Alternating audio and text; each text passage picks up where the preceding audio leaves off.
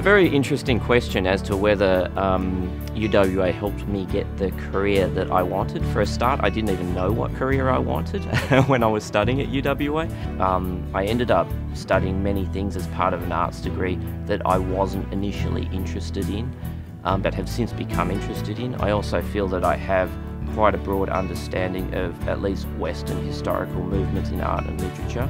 And even though those aren't always directly relevant to the kind of work that I do on a day-to-day basis, whenever I have discussions with other writers and artists, just conversations over dinner, all this stuff comes up, which are things that I know about because I studied them as a student, things that I thought weren't necessarily relevant to what I'm doing now, but indirectly they are.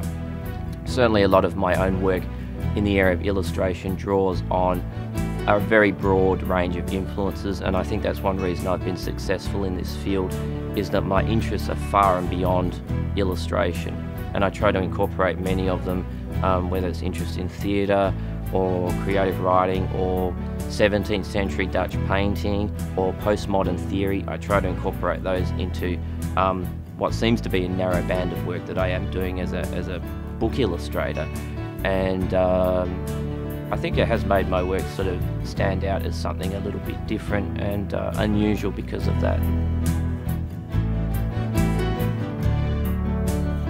One reason I ended up deciding to go to UWA was that it did seem to offer a more general degree that was something that I was interested in, as I wasn't sure at the time of graduating high school whether I did want to commit myself to a career as a fine arts practitioner.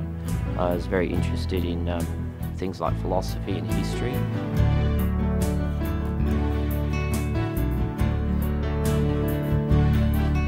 Yes, I've been often asked how my experience as a university student has contributed to my winning an Oscar.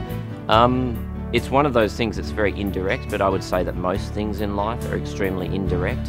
It's hard to sort of follow a singular chain of events, especially in the world of the arts. I think one thing I would say is pursuing a short film project in the first place is quite a strange thing to do.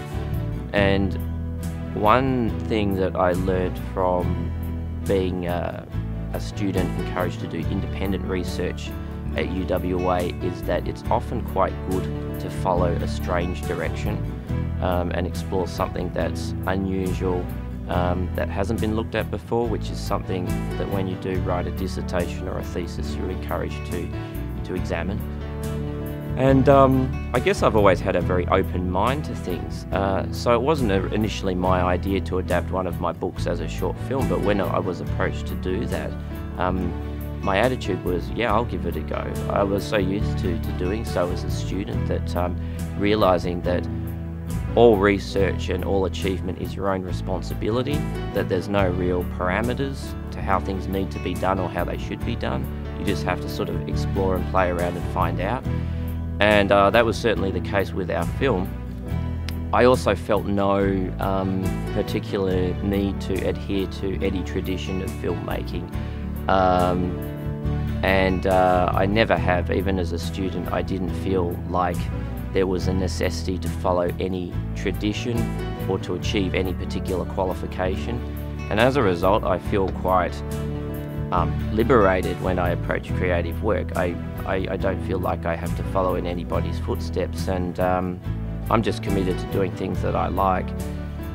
And as a consequence, they seem to end up being quite original, and other people appreciate that. So I guess I would attribute a certain degree of original creative thought, meticulous research, patience and dedication. And these are all things that you do learn as a university student. And certainly I did, particularly in my honours year at UWA, where I had to pretty much direct a lot of my own studies. And that's a very important thing for people to learn to do, because all of life is really about directing your own study, particularly once you leave high school. You no longer can rely on other people telling you what to do or where the boundaries are or what your trajectory is. You have to decide that for yourself.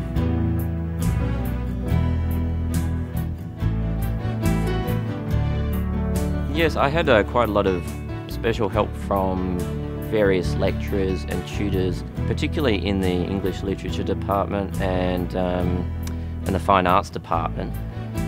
And I guess one thing I really liked about my interactions with them was the sense in which they themselves were quite independent academic thinkers.